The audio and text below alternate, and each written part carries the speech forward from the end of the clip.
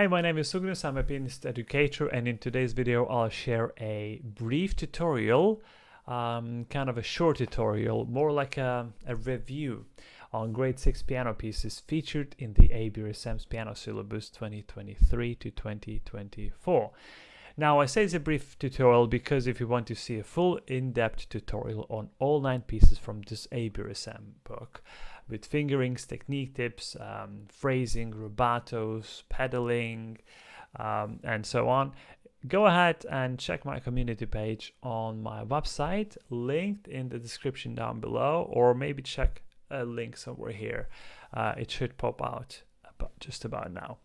So yeah, let's go to those pieces, all 9 pieces in one video now, and have a look what's what. Okay, so right, the first piece on the list is the Prelude in C Sharp by Steven Heller, right? So also known as A1 in the syllabus. By looking at the first glance of this piece, we immediately notice that it's a melody and accompaniment composition that goes like that.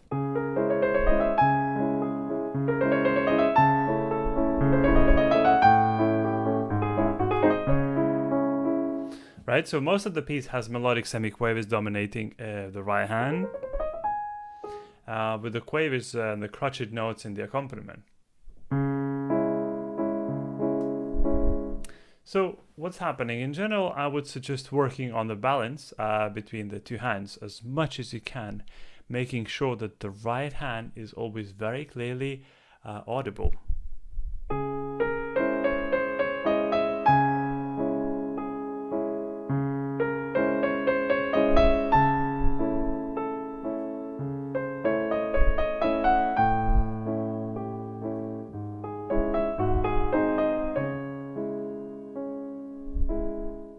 So since the right hand part can be easily overwhelmed by the left hand long notes, you really want to make sure that every semiquaver speaks out.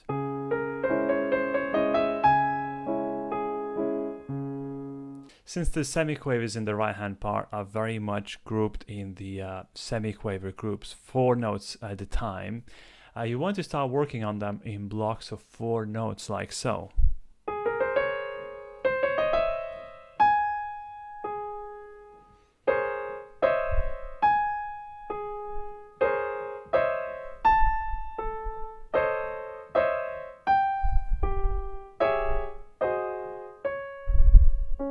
This should help you develop the position of the hand, eventually helping you to play quicker, lighter, and cleaner.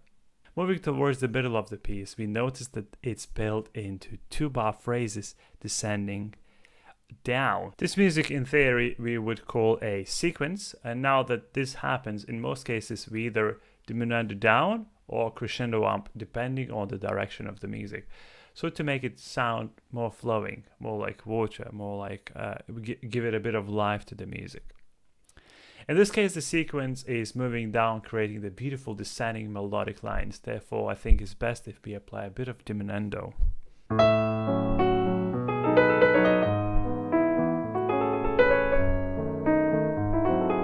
And then crescendo.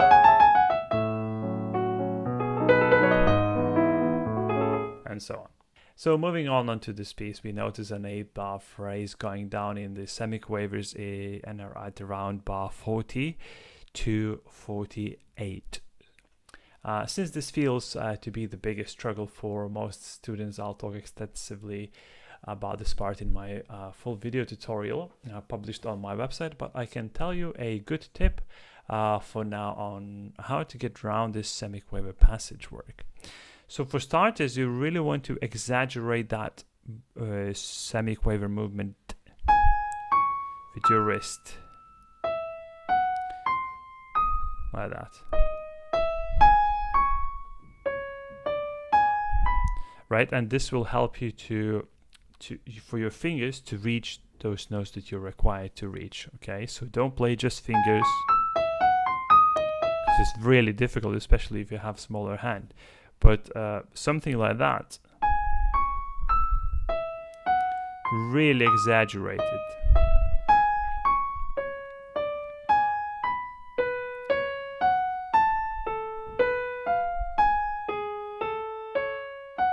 will really help you in the long term, in a long run, to get this passage going. So what can I tell you about this piece? Just to summarize a little bit, it's melody and accompaniment.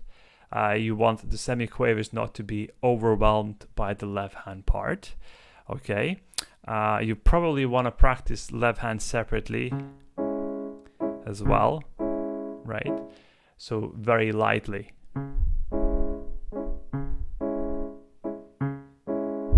Okay, and then you want to practice the right hand separately as well, and give it a bit more power, a bit more weight, and be very melodic. Otherwise, it will be very, very difficult for you to get that balance between the right and the left hand part. Now, in my extensive tutorial, I'll be talking more about how to balance melody and accompaniment, sharing specific tips on specific practice techniques. I'll be looking at the left hand here in bars 17, 18, 19. I'll be looking at semiquavers. Those are tricky. I'll also be looking at jumps in the left hand, how to get good at jumps. Okay, so we'll now move on to the A2, and A2, I will admit, is probably, with all the jumps in the soprano voice, and quite uncomfortable mordents at the end of phrases, as well as not always very comfortable fingering, is the piece, that's a little wiggly, and it'll probably take a bit of time to get around it.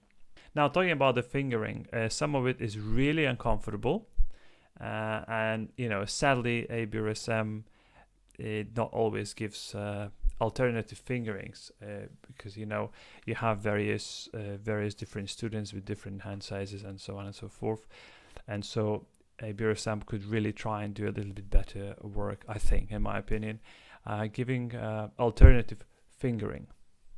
Now, having said that, you'll find alternative fingering written on my website. I'll share this and all other pieces I'll share on my website, sheet music with fingering written down, so you can have a look and see whether that helps for you. Maybe you will find it a lot easier. So talking about the piece in general, this piece being for harpsichord really does influence the way we should approach this piece. And as a general idea, I think you want to imagine that the piano is like harpsichord, and you want to reproduce the sound that harpsichord creates, that sort of light guitar-like sound, very sparkly. As a general idea, I think you want to think of the notes slurred in groups of two. So when you have 3 notes played one after each other, the first 2 should be slurred as together, and then the third one should be separated, something like that, right? And so this idea is followed throughout the whole piece.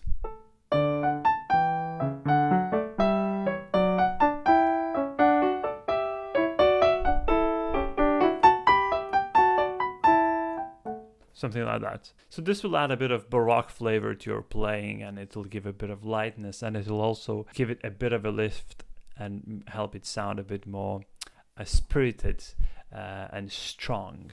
I would also work a little bit on jumps separately, for example in bar 6 and then bar 10 as well. You also have the similar jumps in bar 11 to 12 and bars 33 and 56. So these are tricky ones, so really practice them out of context like I just showed. Now, considering that the piece is in the Baroque style, no wonder why we have no dynamics published in ABRSM's book. But I think it still should, you should, as a player, you should still be kind of innovative and try to add a bit of dynamics. And as a general rule, I think you want to look into repetition. So if it repeats, you want to change dynamics. But on that, I'll talk about, on dynamics, I'll talk a little bit more in my full tutorial. As well as I will share some really good fingerings for all those trills. That's really, really important.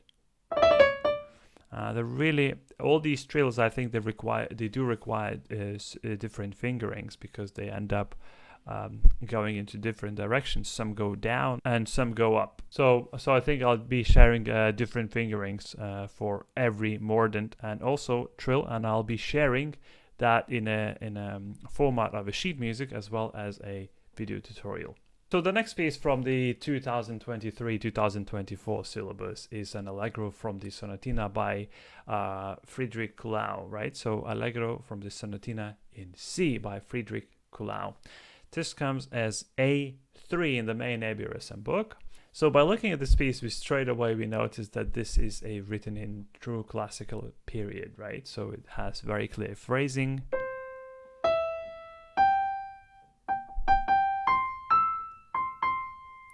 As well as very, very clear and memorable melody as directed in the oral book by ABRSM. So again,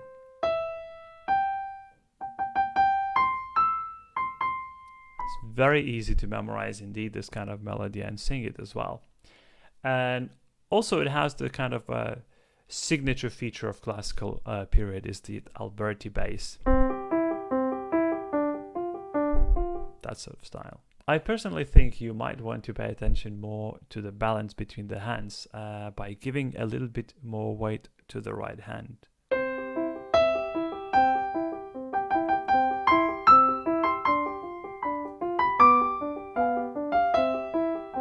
Most of you may struggle with the material change and character change in bars 16 to 17, 23 to 24, 49 to 50, 65 to 66, and so on. And what I mean by changing character and musical material, a great example is just in bars 16 to 17, where you have right hand playing triplets, and then suddenly changes completely into different color.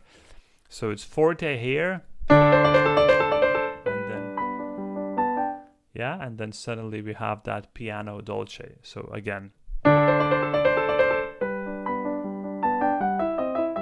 so you want to practice these kind of changes, and again these are in 16, 17, 23, 24, 49, 50, 66, 65 and 66 in those bars. These connections I see as a weak link in performance due to sudden rhythm changes, hand position changes, and jumps in either of the hand from position to position. So these little connections would need to be practiced separately with a metronome at a slower tempo, I think. The phrasing is also quite clearly displayed here. You know, it's either in 2-bar phrasing, 4-bar phrasing, 6-bar phrasing, or 8-bar phrasing.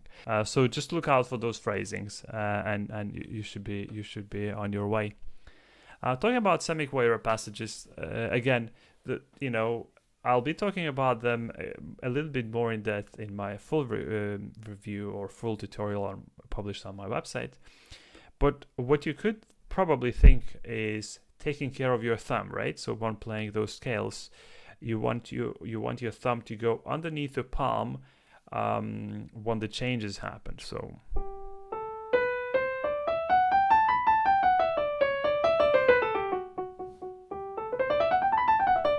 that will really help you to get the hang of it.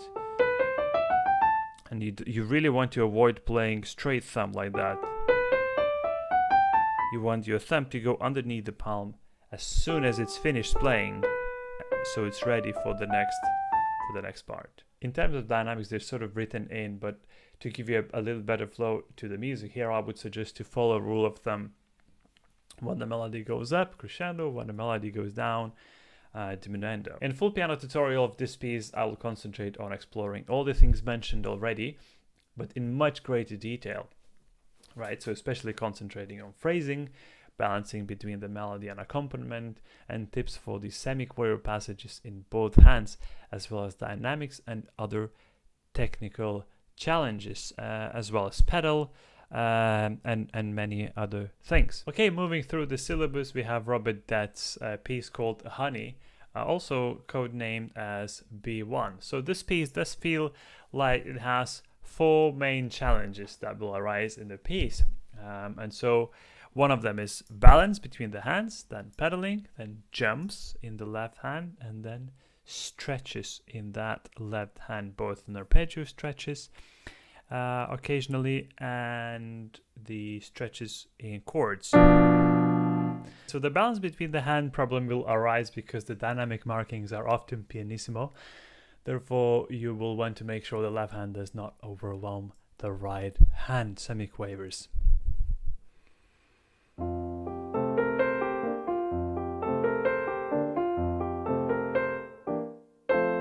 Something like that, rather than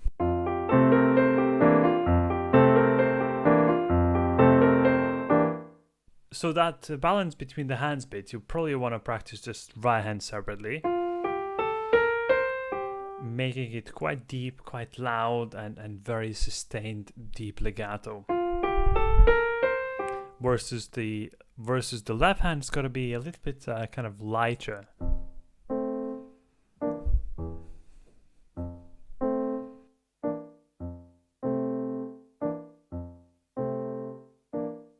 That sort of feel. Moving on, the next thing is the pedaling, and that will also be a little bit tricky. Now, although it says, in the music, it says when to press it and when to release the pedal, but never it implicates how far to press or how soon to release, meaning how quick to release. It tells you when to release, but it doesn't tell you how quickly to release, because the pedal can be released, you can go slowly or you can go quickly with the pedal. So that's, the quicker you go, the more abrupt the change is. So as a general rule, a lot of the times in this piece we might want to use the pedal as a half pedal rather than a full pedal, especially the bars with lots of scale melody passages, so to avoid too much blur sound. So something like this shouldn't be really accepted.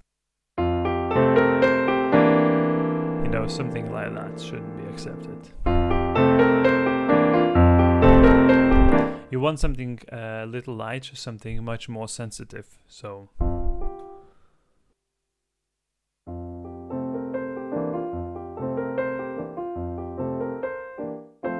right, something like that.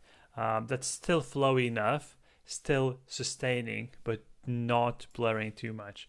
So another issue for learners doing this piece might be the jumps in the left hand, especially for those pianists having smaller hands. You might have issues reaching octaves, like here. Yeah.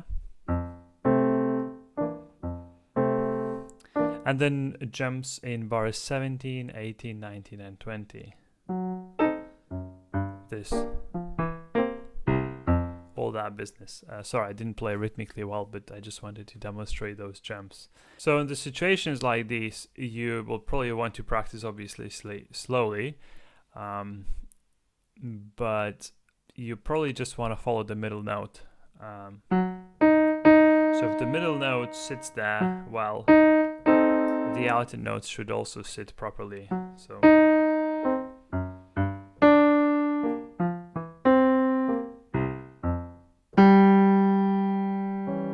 something like that. But in the tutorial, what I'll do, I'll just talk you through different techniques, how to practice those big jumps, with certain specific motions of the hand. And finally, another tricky bit in here might be few stretches in the left hand towards the end of the piece. And I think that is something that we'll have to look into in the in-depth tutorial, because we'll have to look into whether breaking it in half, or breaking it 2 + 1 or 1 + 2, or just kind of spreading it based on the melody. So this is something we'll have a look at during the in-depth tutorial. So I will also cover many other things in much deeper sense, including pedaling, jumps, phrasing, slurring, balance, dynamics, tempo, as well as all the other things like ritenutos, meno mossos, tempo primos, and the pauses. If you pay attention to bars 4 or bars 12, you will notice that these have pauses, and it says lunga, meaning long, but For how long do you have to hold them? Well, this will be talking about in the in-depth tutorial published on my website.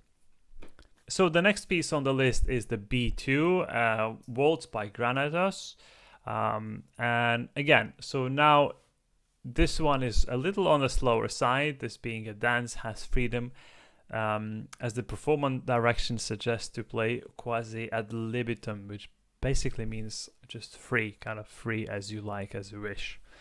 Right, in this piece, like in others so far, the melody is very clearly separated from the accompaniment. Therefore, you should really try to make the difference between the melody in the right hand and the accompaniment in the left hand as clearly as possible.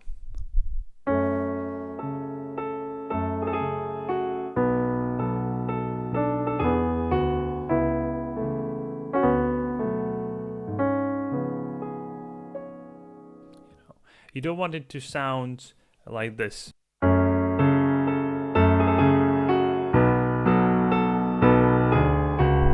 Something like that, sorry about the wrong notes, but that's sort of that you don't want it to sound too heavy. Therefore, you want the left hand to be a lot lighter in general. In my opinion, the pedaling of this piece is extremely important, and I can already tell you the pedaling quite often will have to be done based on the harmony. Like in the B1 piece earlier, we will be looking at introducing a half pedal so as to avoid unnecessary blur of sound, especially with the bars where we have those little mordents included, because if there's too much pedal and that mordent, it creates a little too much blur in general. I also think that the phrasing here has to be really taken care of. As a general rule, the basics of phrasing consist of a slight crescendo when the melody rises and a slight diminuendo when the melody goes down. So this basic phrasing technique will help you to make the melody flow better and avoid any static playing.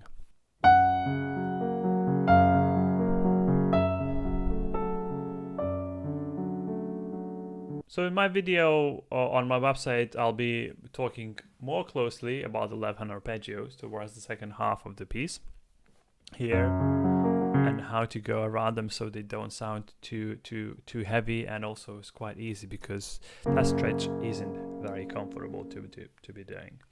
Also, I think I'll concentrate more on rubato, balance, obviously. Maybe I'll introduce some different fingerings to the ones written in here. And we're gonna have a little look into those poco ral and rals in general. So ral is rallentando, that means getting slower, and poco means slightly or a little bit, and ral slower, so slightly slower. And we'll probably talk about expression in this music and how to make it more elegant and expressive at the same time. So the next piece in the syllabus is the B3, and it's pretty clear that these pieces from the B section are pretty much from the Romantic era, and especially the B3 by Mendelssohn, who was at the core of Romantic period.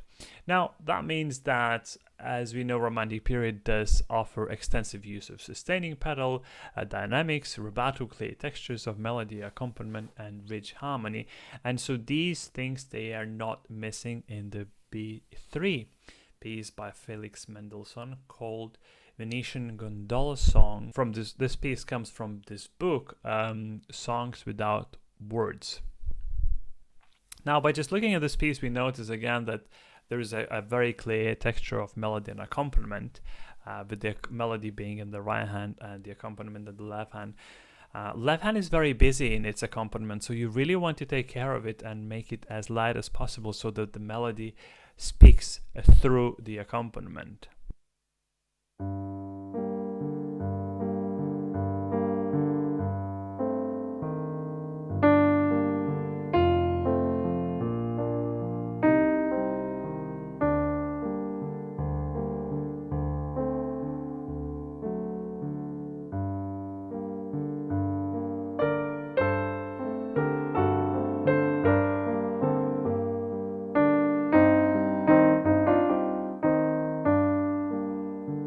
I think in this piece, particularly the phrasing and the rubato have to be very, very carefully considered.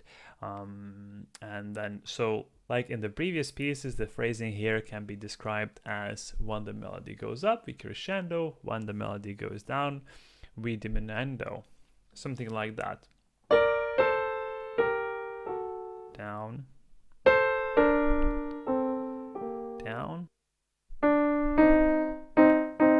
up, down.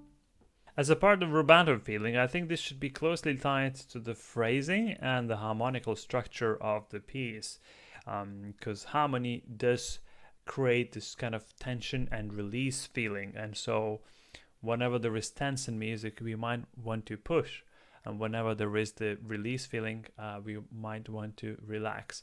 But about rubato and the harmonical structure, I'll be talking more into detail on my video published on the website. So if you're interested in that, you can check that out on my website, linked down in the description below.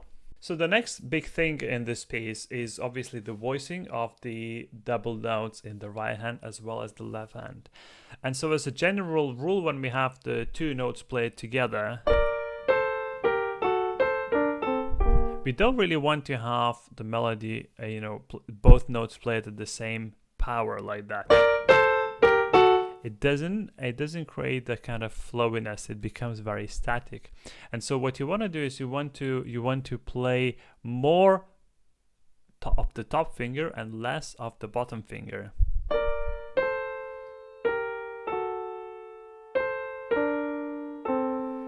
So then both voices can really be heard properly. On this, again, I'll be sharing more technical tips on this kind of playing in the tutorial on my website, as well as voicing of the left hand accompaniment too. So definitely check that out. Okay, so moving on to the part C of the syllabus, and this is C1, Child That Is Born on the Sabbath Day by Richard Rodney Bennett. Now, most of you already know that the music in section C is usually modern, jazz-like. So this piece is no exception, and it definitely fits with that category of interesting harmonies, interesting different scales, and in general, more upbeat sounding. Now, in this piece, there are two main things that we really should look at. One is pedaling, and then the phrasing, right? So the phrasing here goes in two directions most of the time. So it's either going up or going down. So what we want to do is going down. We want to do a little crescendo. So you start from quiet and then you lift up. So it's a bit like a fountain. Yeah? Now, when the music goes down, we kind of want to start with a little bit more weight on the first few notes. And then it goes down. So, yeah. And it goes down. So we have going up. And then we have going down. Up. And then down. Right? So you want to explore that a little more. And then another thing is the pedaling. So as in the previous pieces with the pedaling, what's happening is it does tell you when to start and when you finish and when to finish, right? Meaning when to go down and when to release. Now, what it doesn't tell you is how quickly to release and whether to hold the pedal for a little longer so we don't create unnecessary gaps in between the semi-quaver passages and the three quavers followed after. Because if we create that gap, it's a bit like having a cut in the video or having a cut in the audio that doesn't sound or doesn't look very organic. But as a general rule with pedaling in this sort of music that has some kind of innovative harmony, meaning that it's not just simple, C major chords, but it's more like more like 9th chords, 11th chords, and 13th chords. With this sort of harmony, we really want to explore pedal in a sense of maybe half pedal, so that we don't blur sound too much and it sounds a bit more like a mist of sound rather than just like dirty, ugly sound. So on that half pedal idea and how to find that half pedal, when to press, how to press, I'll be sharing much more in detail in my video on my website. So do check that out. I'll link the link in the description down below, or maybe it should pop up somewhere here in the top part of the screen. So the next piece on this list is Indigo Moon by Elisa Milne. Right now here we are coming back to that melody accompaniment style. The music here is really flowing, although the tempo suggests crotchet 50 and it directs to play hauntingly, but still I feel this being quite flexible and quite calm. I guess one of the main challenges here would be the separation from the melody and accompaniment. So you want a clear separation, you want more melody, less accompaniment, so that the melody is much more pronounced and accompaniment is much more in the background. Something like that.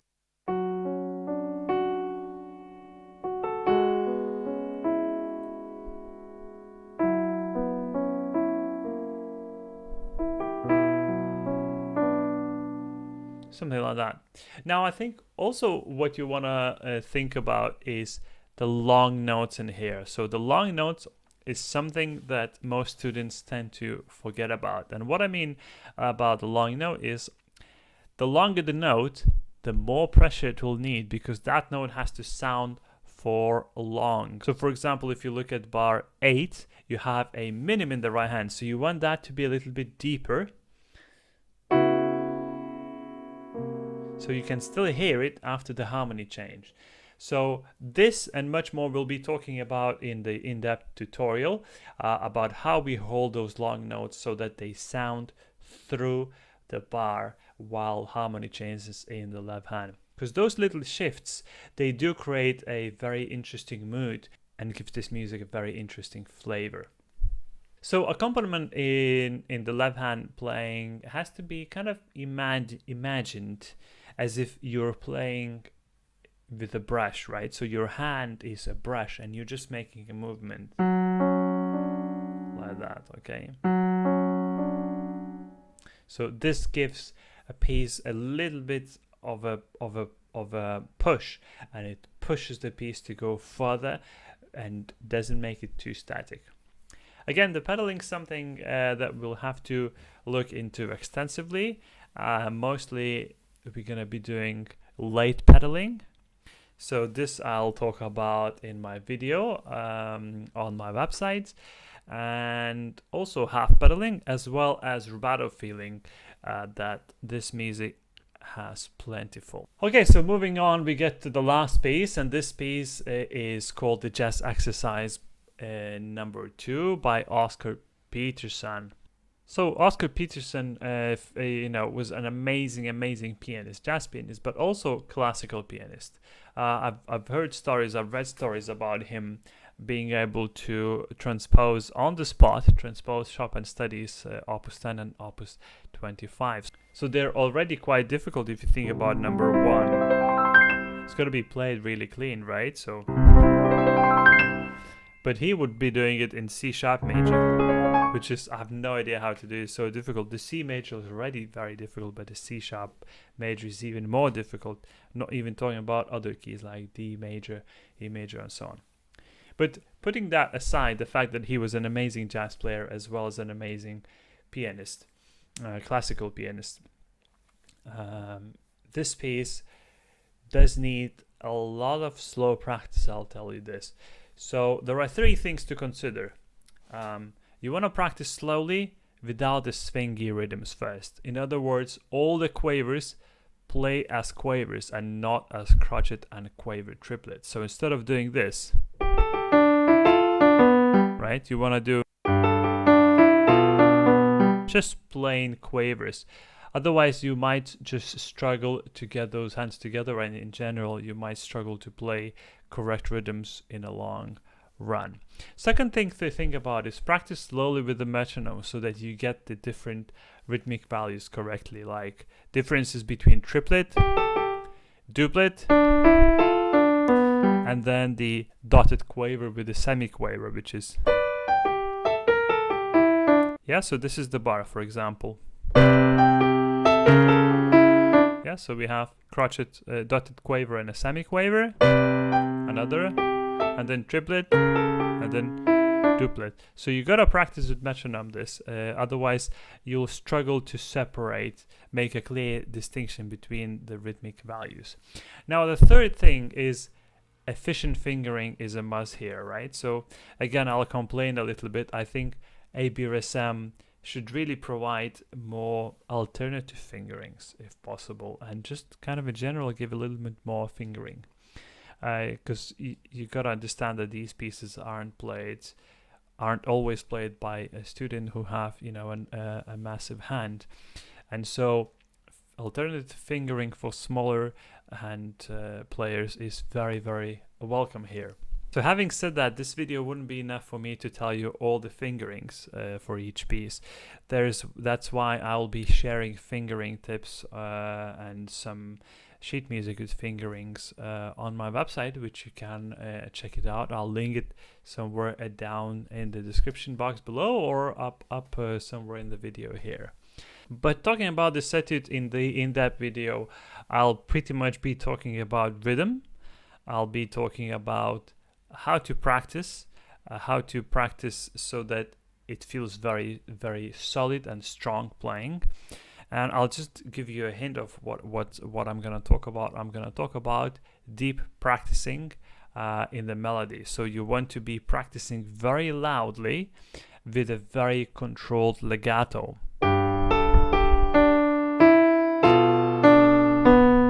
So you really, really want to dig in to those notes, especially when you're using fingers 3 to 4 as a pair or 4 to 5 as a pair.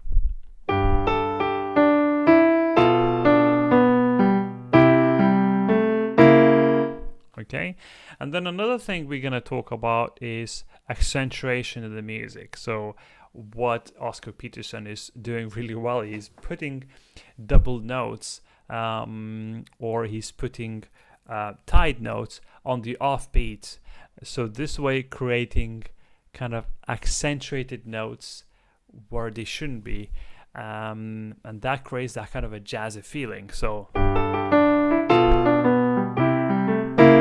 like that, for example. So this was just one example, but we'll be going through that in the in-depth video linked in the description down below on my website. So that being the end of the syllabus, I'll ask you to let me know in the comment section down below whether this was a video you really enjoyed or maybe you think it wasn't useful.